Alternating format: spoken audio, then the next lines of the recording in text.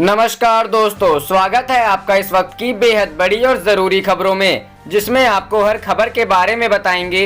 लेकिन उससे पहले अगर आप भी देश में दूसरी सरकार चाहते हैं तो आप अभी इस वीडियो को लाइक कीजिए और इस लाल बटन को दबाकर चैनल को फ्री में सब्सक्राइब करके घंटी बजाइए और कमेंट में लिखिए जय हिंद। रुख करते हैं पहले खबर की तरफ। केंद्र सरकार की इंटेलिजेंस पूरी तरह फेल, होम मिनिस्ट्री की नाकामी, दिल्ली पर भड़के सुपरस्टार रजनीकांत। जी हां दोस्तों, दिल्ली के लिए सुपरस्टार रजनीकांत ने केंद्र सरकार को जिम्मेदार ठहराया है। उन्होंने कहा कि इंटेलिजेंस पूरी तरह फेल रहा। रजनीकांत ने गृह मंत्रालय पर भी निशाना साधा। उन्होंने कहा कि इंटेलिजेंस की नाकामी की सीधा सीधा मतलब है कि होम मिनिस्ट्री पूरी तरह नाकाम रही है। एनडीटीवी की एक रिपोर्ट के मुताबिक रजनीकांत ने कहा कि इंटेलिजेंस एजेंसियों ने अपना काम ढंग से नहीं किया, नहीं तो ऐसी घटना नहीं होती। उन्होंने आगे कहा, मैं सीएए से प्रभावित हर शख्स के साथ खड़ा हूं, चाहे वह किसी वर्ग का हो। रजनीकांत ने सरकार से स्थिति को नियंत्रण में लाने के लिए उचित कदमों को लागू करने का भी आग्रह किया। रजनीकांत ने आगे कहा कि यह दिल्ली के लिए काफी बड़ी विफलता है। ट्रंप के आसपास होने पर सरकार को सुरक्षा का और अधिक ध्यान रखना चाहिए था। रुख करते हैं अगली खबर की तरफ। आधी रात को जज का तबादला, प्रियंका गांधी बोली, न्याय का मुंह बंद करना चाहती है सरकार। जी हां दोस्तों, दिल्ली पर बुधवार को सुनवाई के दौरान पुलिस को फटकार लगाने वाले दिल्ली हाईकोर्ट के जज जस्टिस एस मुरलीधर का देर रात ट्रांसफर कर दिया गया है। कांग्रेस महासचिव प्रियंका गांधी वाड्रा ने जज के तबादले पर केंद्र सरकार को घेरते हुए हैरानी जताई है। प्रियंका गांधी ने गुरुवार को ट्वीट कर कहा कि आधी रात में जस्टिस मुरलीधर का तबादले से हैरानी हुई। सरकार न्याय का मुंह बंद करना चाहती है। बता दें कि जस्टिस मुरलीधर को पंजाब हरियाणा हाईकोर्ट में ट्रांसफर किया गया है। केंद्रीय कानून मंत्रालय की तरफ से जारी गजट नोटिफिकेशन में कहा गया है कि राष्ट्रपति रामनाथ कोविंद ने जस्टिस मुरलीधर को पंजाब हरियाणा हाईकोर्ट में बतौर जज पद संभालने का निर्देश दिया है। बता दें कि सुरक्षा और बेहतर इलाज के लिए दिल्ली हाईकोर्ट के जस्टिस मुरलीधर के घर आधी रात को सुनवाई हुई थी। रुख करते हैं अगली खबर की तरफ। बीजेपी नेताओं पर कार्रवाई न करने पर दिल्ली पुलिस को फटकारने वाले जज का ट्रांसफर। कांग्रेस ने मोदी सरकार से पूछे 3 सवाल। जी हां दोस्तों, दिल्ली हाईकोर्ट के जस्टिस एस मुरलीधर के तबादले पर केंद्र सरकार विपक्ष के निशाने पर आ गई है। बुधवार के मामले की सुनवाई करते हुए जस्टिस एस मुरलीधर ने बीजेपी नेताओं की भड़काऊ बयानबाजी पर कार्रवाई न करने पर पुलिस को फटकार लगाई थी। जारी हुए नोटिफिकेशन के मुताबिक उनका दिल्ली से बाहर पंजाब हरियाणा हाईकोर्ट तबादला कर दिया गया। हालांकि कॉलेजियम ने 2 हफ्ते पहले ही 12 फरवरी को उनके तबादले की सिफारिश की थी, लेकिन सरकार ने कल जब इस पर मुहर लगाई तो टाइमिंग पर सवाल उठने लगे। कांग्रेस प्रवक्ता रणदीप सुरजेवाला ने कहा कि क्या न्याय करने वालों का भी बख्शा नहीं जाएगा। उन्होंने कहा 26 फरवरी 2020 को दिल्ली हाईकोर्ट के जस्टिस मुरलीधर एवं जस्टिस तलवंत सिंह की 2 जज की बेंच ने कुछ बीजेपी नेताओं की भूमिका को पहचान कर उनके खिलाफ सख्त आदेश पारित किए एवं पुलिस को कानून के अंतर्गत तत्काल कार्रवाई करने का आदेश दिया था। केंद्र सरकार के वकील श्री तुषार मेहता ने हाईकोर्ट में इसके वीडियो दिखाए जाने के बावजूद यह हवाला देते हुए आदेश में नामित इन कथित आरोपियों को बचाने का हर संभव प्रयास किया कि यह कार्रवाई किए जाने के लिए उचित समय नहीं है। बेंच द्वारा आदेश दिए जाने के कुछ घंटों में ही न्याय व कानून मंत्रालय ने एक आदेश पारित कर उनका ट्रांसफर तत्काल पंजाब व हरियाणा हाईकोर्ट कर दिया। रुख करते हैं अगली खबर की तरफ। राष्ट्रपति को ज्ञापन सौंप बोली सोनिया गांधी, दिल्ली में मूक दर्शक बनी रही केंद्र और केजरीवाल सरकार। जी हां दोस्तों, दिल्ली को लेकर सोनिया गांधी के नेतृत्व में कांग्रेस का एक प्रतिनिधि मंडल आज यानी गुरुवार को राष्ट्रपति से मिल एक ज्ञापन सौंपा।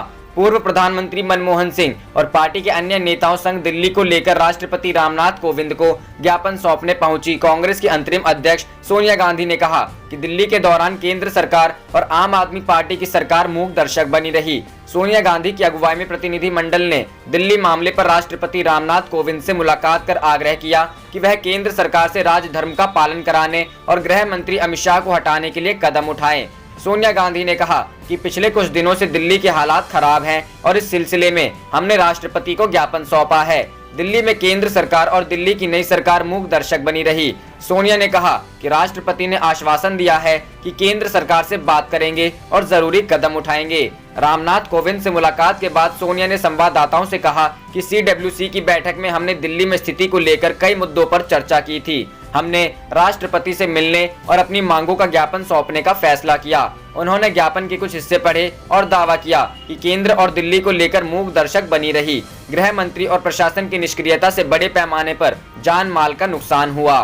रुख करते हैं अगली खबर की तरफ। जाति आधारित जनगणना के पक्ष में नीतीश, बिहार विधानसभा में प्रस्ताव पास। जी हां दोस्तों, बजट सत्र के चौथे दिन नीतीश कुमार की सरकार ने बिहार विधानसभा में गुरुवार को जाति आधारित जनगणना कराने के पक्ष में सर्वसम्मति से प्रस्ताव पारित कर दिया है। इस प्रस्ताव में केंद्र सरकार से मांग की गई है कि 2021 में जनगणना जाति आधारित हो। मुख्यमंत्री लंबे समय से जाति आधारित जनगणना से मांग करते रहे हैं। राष्ट्रीय जनता दल, कांग्रेस सहित सभी विपक्षी पार्टियों ने इस मुद्दे पर नीतीश कुमार का साथ दिया है। मुख्यमंत्री ने मंगलवार को सदन में अपील की थी कि नई जनगणना होने वाली है जिसमें जाति आधारित जनगणना होनी चाहिए। एक बार फिर से सदन इस आशय का प्रस्ताव पारित करे। 21 जनवरी 2019 को लोक संवाद में नीतीश कुमार ने कहा था कि किस जाति के कितने लोग हैं, कितनी संख्या है, यह मालूम होना चाहिए। देश में जनसंख्या के अनुरूप आरक्षण का प्रावधान हो, इससे अच्छी बात कोई नहीं हो सकती। देश में 1931 के बाद जाति आधारित जनगणना नहीं हुई है। जनगणना अनुसूचित जाति, अनुसूचित जनजाति और धन के आधार पर हुई है। इसी तर्ज पर 2021 में सभी जातियों की जनगणना होनी चाहिए। जनगणना के समय लोगों से उनकी जाति पूछनी चाहिए। सभी जाति की वास्तविक संख्या का पता लगना चाहिए, जिससे सरकार को योजना बनाने में आसानी होगी। रुख करते हैं अगली खबर की तरफ। दिल्ली पर अशोक गहलोत ने गृह मंत्री अमित शाह से मांगा इस्तीफा।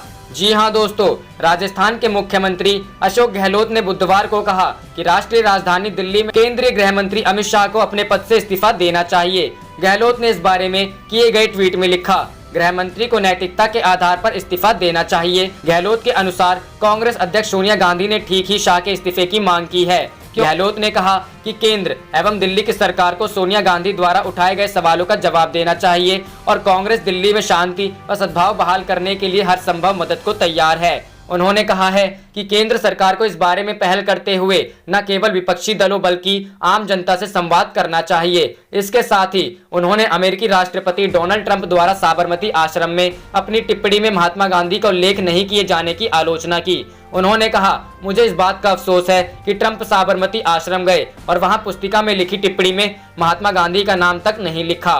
गहलोत ने कहा, जो व्यक्ति महात्मा गांधी को मानता ही नहीं है, जिस व्यक्ति की विचारधारा महात्मा गांधी से मिलती ही नहीं है, उनको आप ले गए, साबरमती आश्रम ले गए और जो कमेंट लिखे जाते हैं वहां महात्मा गांधी का नाम नहीं लिखा, वहां नरेंद्र मोदी का नाम लिखा, वो मुझे यहाँ लेकर आए हैं। मैं समझता हूँ इससे देश की प्रतिष्ठा को ठेस लगी है। रुख करते हैं अगली खबर की तरफ। बीमारी के बावजूद सामने आई सोनिया गांधी, पूछा 3 दिन से कहां थे अमित शाह। जी हां दोस्तों, राजधानी दिल्ली में हिंसा को लेकर कांग्रेस की अंतरिम अध्यक्ष सोनिया गांधी ने गृह मंत्री अमित शाह पर बड़ा आरोप लगाया है। सोनिया गांधी ने इस हिंसा के लिए गृह मंत्री को जिम्मेदार ठहराया है। सोनिया गांधी ने कहा, गृह मंत्री इस स्थिति की जिम्मेदारी ले और अपने पद से इस्तीफा दे। बता दें कि बीमार होने की वजह से सोनिया ने दिल्ली चुनाव में प्रचार से दूरी बना ली थी। इसके बावजूद उन्होंने बुधवार को प्रेस कॉन्फ्रेंस को संबोधित किया। कांग्रेस अध्यक्ष ने कहा कि दिल्ली की स्थिति को देखते हुए अर्धसैनिक बलों को क्यों नहीं बुलाया गया। सोनिया ने सवाल उठाया कि पिछले 3 दिन से गृह मंत्री कहां थे और क्या कर रहे थे।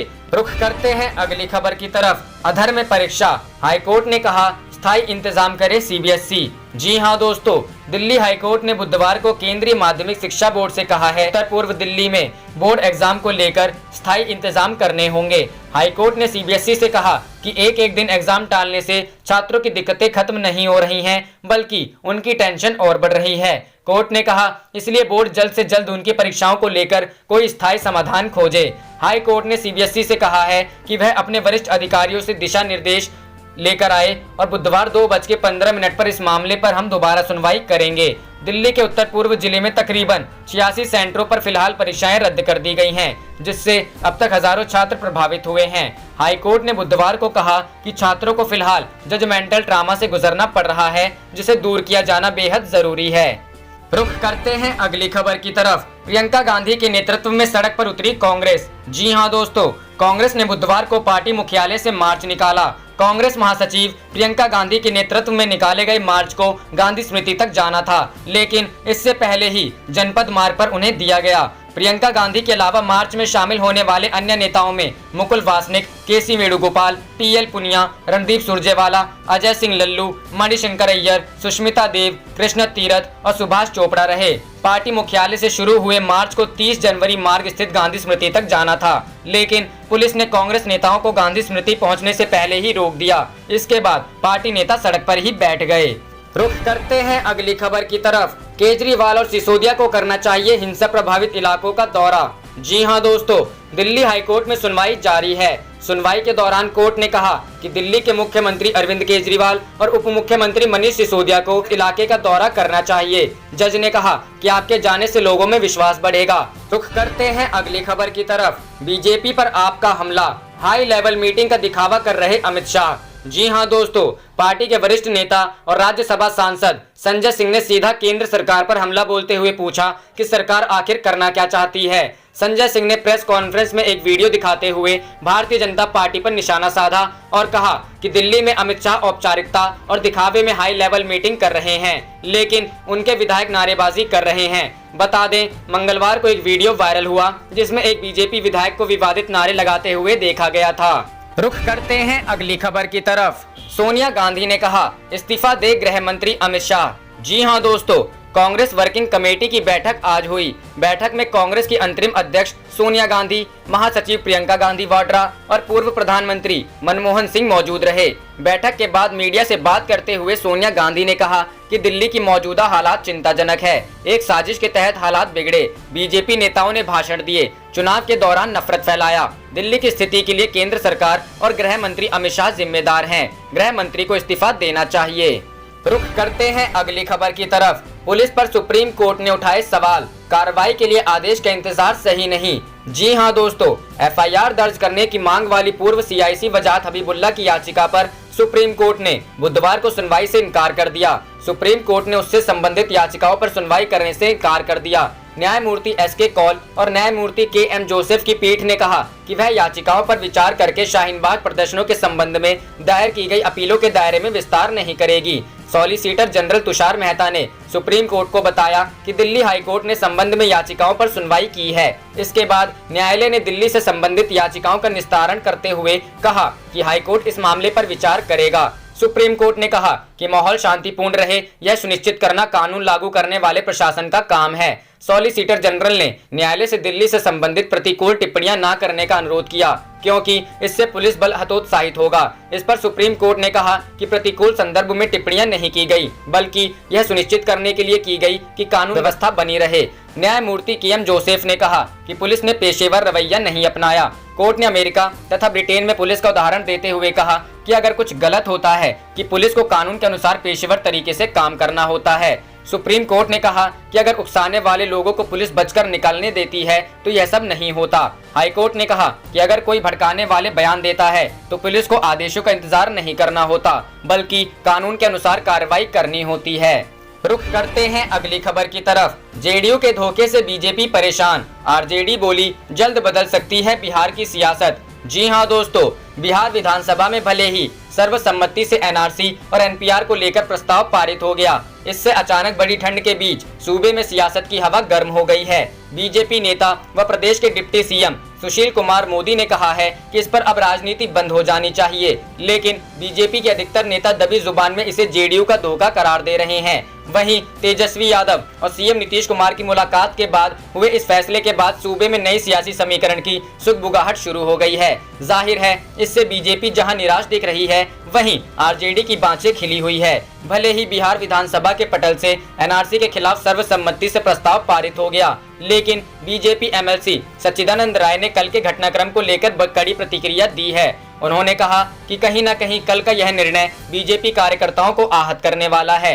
वहीं बीजेपी द्वारा जताए गए विरोध पर आरजेडी ने चुटकी ली है। आरजेडी विधायक डॉक्टर नवाज आलम का कहना है कि ये लोग बेवजह देश को मजहब के नाम पर बांटने की फिराक में थे, लेकिन हमारे नेता तेजस्वी यादव की पहल पर एनआरसी के खिलाफ सरकार ने न सिर्फ कार्य स्थगन प्रस्ताव को मंजूरी दी, बल्कि उसके विरुद्ध सदन के पटल से प्रस्ताव भी पारित करने का काम किया।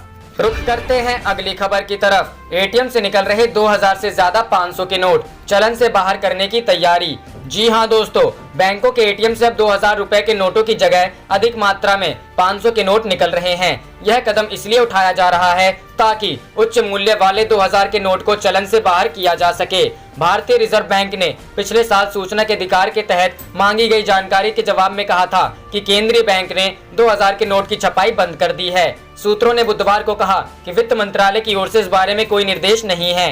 बैंक ने खुद ही अपने एटीएम में छोटे नोट डालना शुरू कर दिया है, जिससे ग्राहकों को सुविधा हो। कुछ बैंकों ने अपने एटीएम को छोटे नोटों के हिसाब से समायोजित करना शुरू कर दिया।